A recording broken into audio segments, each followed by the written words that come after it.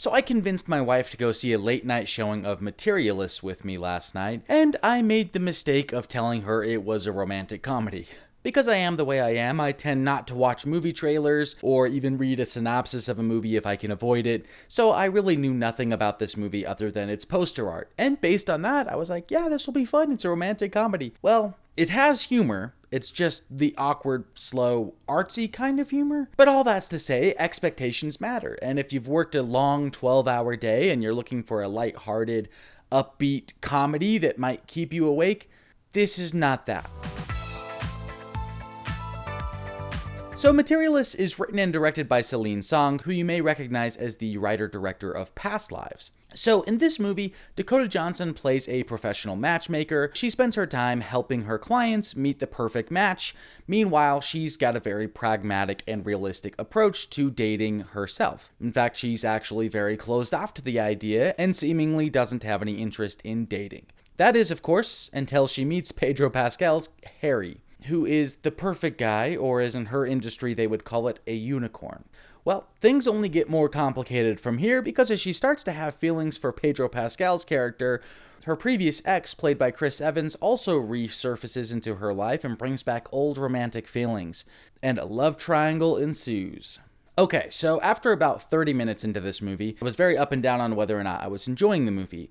A lot of the dialogue felt kind of pretentious and very in-your-face with its intentional, stilted delivery, and it felt like a lot of the characters were speaking from the same voice, which really meant that the writer's voice was the most present and noticeable thing through the movie and not very invisible. But then as it was going on, I was starting to warm up to it a little bit more.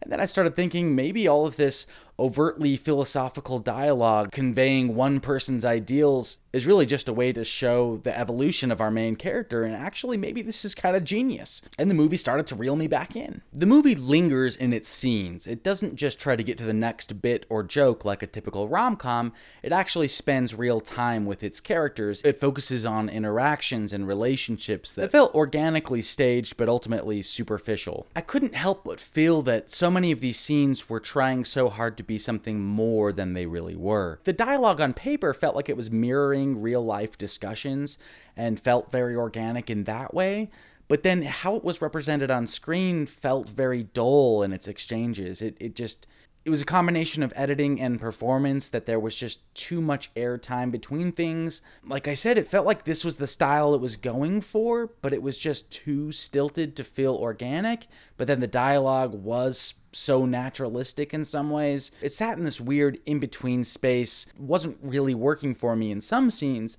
but in other scenes it was very effective. In fact, I would say there's probably about 5 to 6 really great scenes in this movie. And these scenes are like 5 to 7 minutes. They almost would work as great standalone short pieces, where the dialogue is very efficient. They have much to say about dating, materialism, love, and human culture.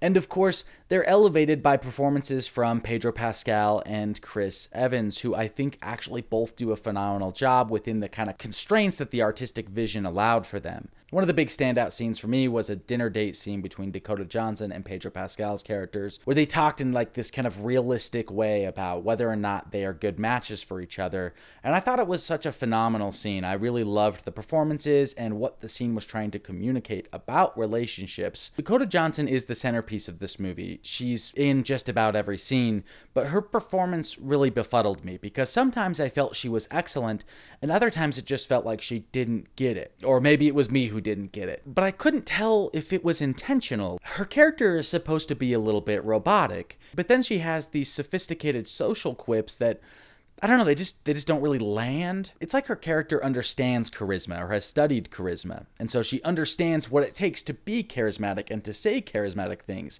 but she doesn't actually possess that charisma herself. It's a strange choice, but an intriguing one. I mean, I was definitely left guessing at a lot of points throughout the film. The direction the film took in its final act, with its subplots, I didn't really felt like culminated into anything really all that significant. Like, it had so many things to say on a smaller scale. So many scenes themselves really seemed to just exist specifically to communicate an ideal or a social perspective that the writer-director has of their own. But this almost conflicted with the trajectory of the story and left it feeling a little bit messy or like there was lack of real conflict.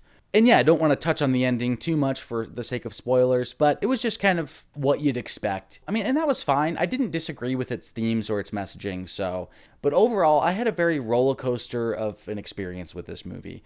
Like, there were moments where I was thoroughly engaged and reeled into the movie, and then there was other moments where I was checking my watch and genuinely considering, like, should we just bounce?